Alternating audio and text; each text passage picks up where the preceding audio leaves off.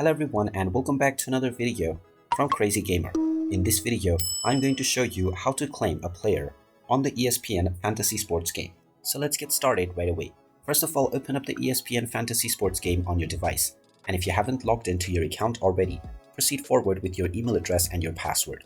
Once you are logged in and taken into the homepage, you can tap on the My Team option to see your team status.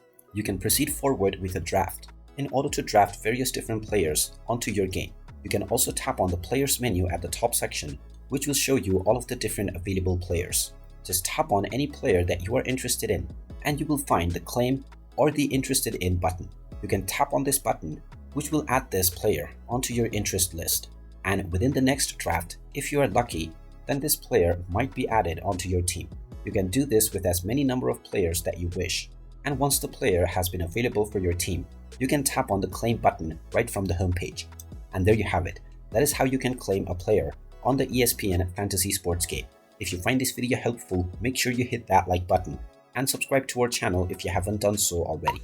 Also ring that notification bell to never miss another update from us. Thank you for watching and I will see you again in the next video.